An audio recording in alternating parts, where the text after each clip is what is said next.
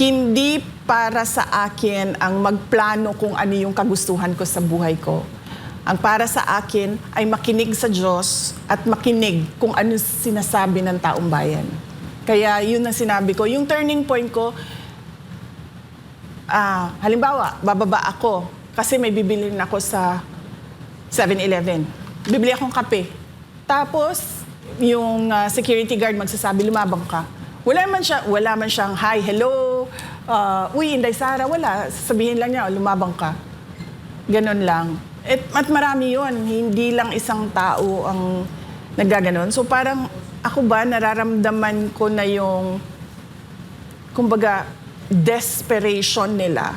Kasi namimilit na sila ng isang tao na nagsasabi din na ayaw ko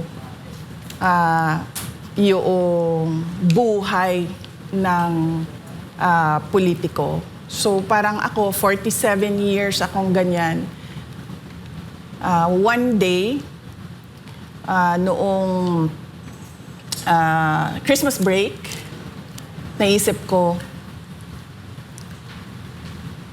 bigay ko sa mga tao yung gusto nila para sila maging masaya. So yung mission ko ay hindi yung kasiyahan ko, kundi kasiyahan ng mas nakararami. Actually, VP, nawindang talaga ang mundo ng politika, pati ng social media. Kasi kami po nakatutok sa social media. Alam niyo naman po na ang aming mundo ay social media. Talaga namang trending na trending yon. And nung nagsisimula nga po yung inyong speech, parang iniisip ng tao, magre-resign yata kayo. Kasi yung setup, wala yung OVP seal. Tapos nakaitim na itim kayo, parang nagluluksa kayo nung inyong nilahad yung inyong or nilabas yung inyong speech. Ano po bang reason bakit ganon? Bakit parang hindi siya official na may seal ng OVP? Oo, kasi yung declaration ko na tatakbo akong Pangulo ng Pilipinas, wala naman kasing kinalaman yun sa Office of the Vice President. So, meron pa rin akong trabaho hanggang ngayon bilang pangalawang Pangulo, pero meron akong dinagdag na gagawin ko. At yun yung pagpipresenta sa aking sarili para sa taong bayan na tumakbong Pangulo. Kaya pinatanggal ko yung seal at yung flag ng Office of the Vice President. Yung itim naman ay kulay ng protesta. Protesta laban sa administrasyon ni BBM, ni Marcos. So yun yung kulay na napili namin noong 2025, noong tumakbo yung mga senators ng PDP laban. Napili ni Senator Amy Marcos din, itim, dahil yun yung nararamdaman ko nagluluksa dahil bakit umabot na sa ganito yung bayan natin, and nagluluksa dahil napakadilim noong nakikita kong kinabukasan natin sa administrasyon ni BBM. Ma'am, nabanggit nyo dun sa speech nyo, it took you 47 years to understand my life was never meant to be mine. Anong turning point ninyo at nasabi ninyo na inabot pa kayo ng 47 years? Yung turning point ko na tinanggap ko na yung kagustuhan ng mga tao na tumakbo akong Pangulo, yun yung napansin ko, narinig ko sa mga nakakausap ko na mga hindi ko kilala.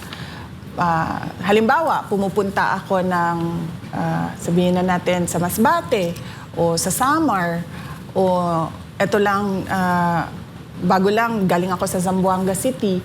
Merong mga tao na hindi naman nila ako kilala. Alam nila si Sara Duterte ako, pero hindi nila ako kilala bilang isang kaibigan o isang tao. Tapos nagsasabi sila, lumaban ka, lumaban ka. Nagsasabi sila ng ganon. At napapansin ko na simula noong 2022, bago mag-eleksyon, bago mag-file ng candidacy, ganun na rin yung sinasabi ng mga tao tumakbo kang Pangulo. Pero syempre ako, hindi ako nakikinig. doon kasi paniwala ko noong panahon na yon, dapat ako tumakbong alkalde ng Davao. Tapos nung nirecruit ako para tumakbong vice president, naisip ko, okay, sige, gagawin ko to para sa mga pagtutuloy ng proyekto ni dating Pangulong Duterte at syempre na rin para sa kagustuhan, ibigay yung kagustuhan ng mga tao. Hindi ko man naibigay na tumakbo akong presidente, pero nabigay ko sa kanila na tumakbo akong vice president. At ito nga ma'am, nabanggit nyo rin yung Proverbs 19:21, di ba po? Gaano kahalaga ang faith sa inyo para tumakbo ngayong 2028? Mahalaga siya sa akin kasi maraming pangyayari sa buhay natin na hindi siya napapaliwanag ng kahit ano. Bigyan ko lang kayo ng example ng buhay ko, no? Sabi ko sa sarili ko nung batang-bata pa ako, gusto ko maging doktor. Naging abogado ako. Noong 2006, meron akong pagkakataon na bumalik mag-aral ng medisina. Pero hindi nangyari yon. Noong 2013, nabigyan ako ulit ng pagkakataon, pumasok ng med school, pero hindi siya nangyari. Tapos, sige, tanggap ko na. Naging politiko ako, hindi ako naging doktor. Gusto ko maging 3 consecutive terms na mayor. Para sa akin, napakalaking achievement nun, napakalaking accomplishment nun bilang isang politician. Sunod-sunod, 9 years kang iboboto ng mga tao pabalik sa isang opisina. Tapos, hindi man nasunod yun. Naging 1-term mayor ako. Tapos binigyan ako ng pagkakataon na tumakbo for Congress. Hindi din ako tumakbo kasi ayaw ko din. Pero sabi ng mga tao, tumakbo ka ng member of the House of Representatives. Sabi ko, ayaw ko. Babalik na lang ako sa law office. Magiging abogado na lang ako. Tapos nung 2016, kung maalala ninyo, naghahabulan kami ni Pangulong Duterte kasi sinasabi niya, hindi ako makatakbo kasi yung anak ko ayaw tumakbong mayor ng Davao City. Sabi niya, wala akong ibang pinagkakatiwalaan na tatakbong mayor. So sabi ko noon, ayaw ko. And then nung nakita ko na gusto ng mga tao na tumakbo siyang Pangulo, nagparaya ako. Sabi ko, sige, babalik akong mayor. 2016. Noong 2019, tinatanong naman na ako, tumakbo kang senator. Sabi ko, ayaw ko. Gusto ko mag-mayor kasi gusto ko 3 terms. Tuloy-tuloy yun. Tapos hindi man din siya nangyari. Sa akin, naging vice president ako. Pero wala akong explanation kung bakit nagpaplano ako, meron akong mga gusto, pero hindi siya nangyayari para sa buhay ko. Kaya naghahanap ako sa Bible, naghahanap ako ng explanation sa Diyos kung bakit ganun yung mga nangyayari. Tapos nakita ko yung Proverbs 19 nga, na nakalagay doon, many are the plans in a man's heart, but it is the Lord's purpose that shall prevail. So parang napaka-appropriate niya na Bible verse sa mga nangyari sa buhay ko.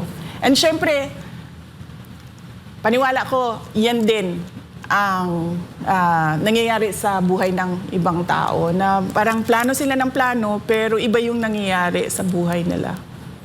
So you think, VP, noong 2022, people are really clamoring na maging presidente ka ng Pilipinas, number 1 ka, at yung decision mo to run ng vice president, konektado rin dito sa destiny na itong sinasabi mo? Yun na. Hindi ko siya ma-explain. Pero baka yun nga yung plano talaga ng Diyos, diba? Kasi at that time naman, ni-recruit lang ako para tumakbong vice president.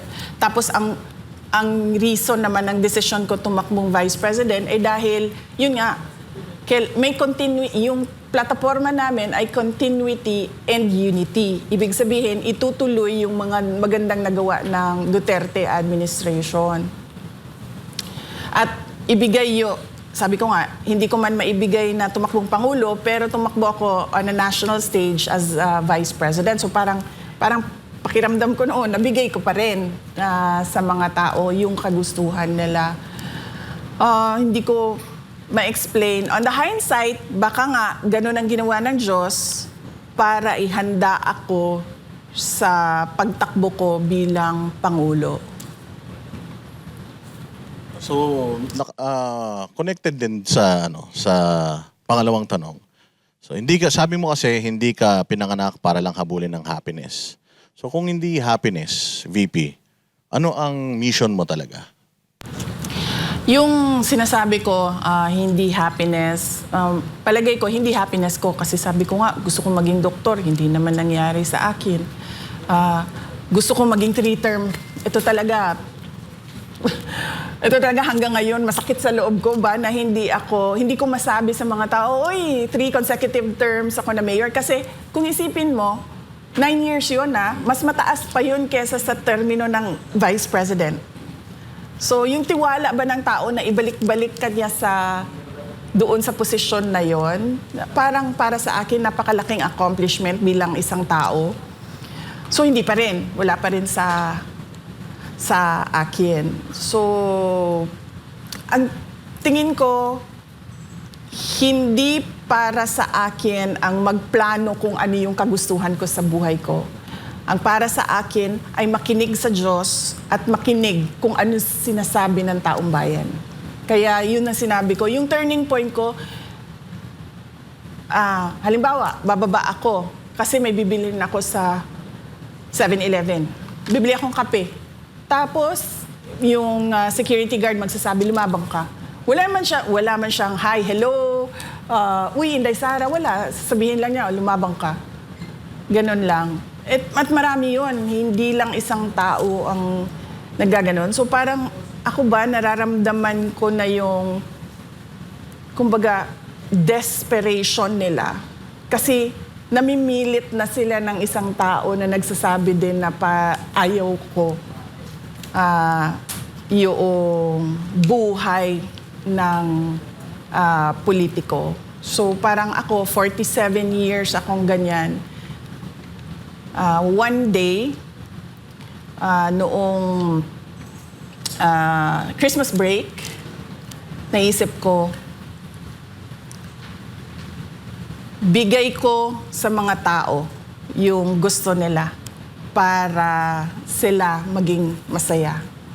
So yung mission ko ay hindi yung kasiyahan ko, kundi kasiyahan ng mas nakararami.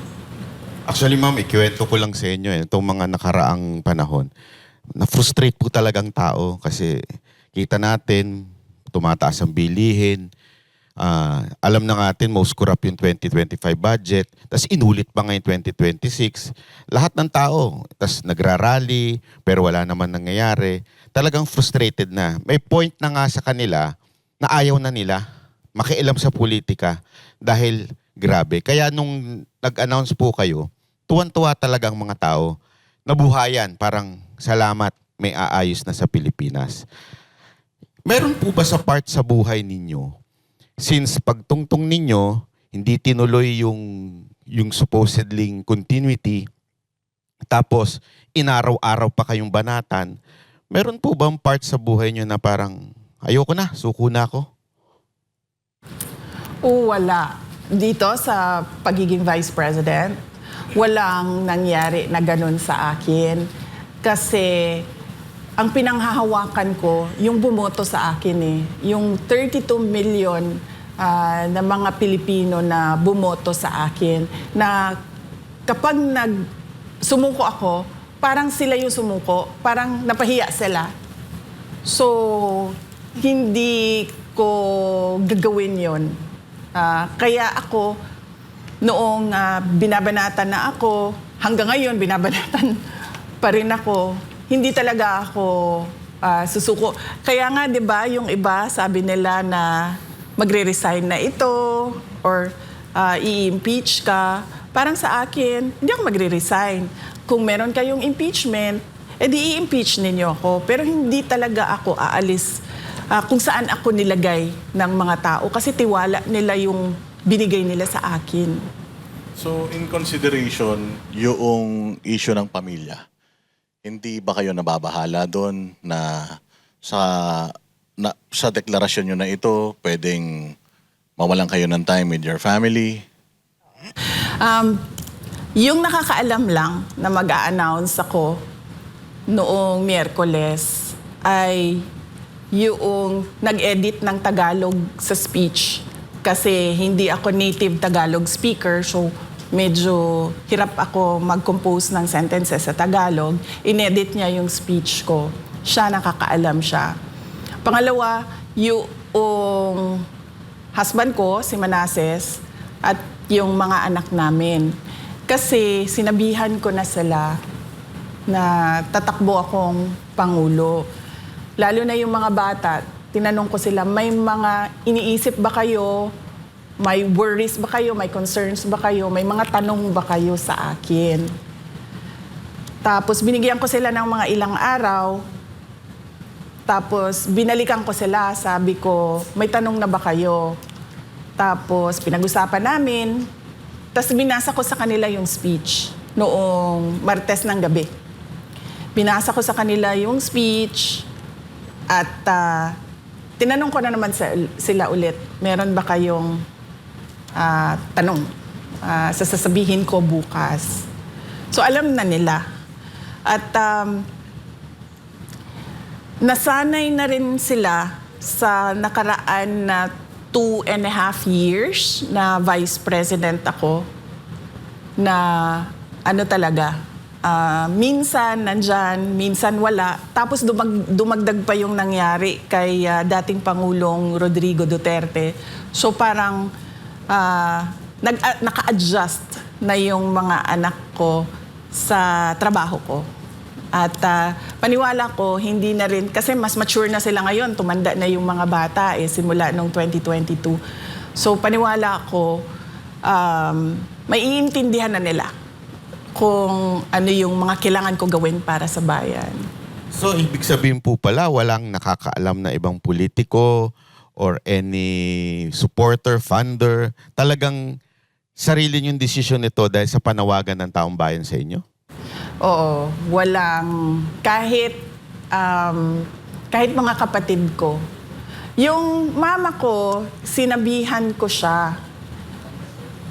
Kaso hindi niya ata kasi naintindihan, nagagawin ko na ngayon. Yun. Sinabihan ko siya, hindi para magpaalam, kundi para lang ma-inform siya. Pero yung nakakaalam talaga ng detalye, yung mga anak ko, tsaka yung asawa ko, tsaka yung nag-edit ng Tagalog sa speech.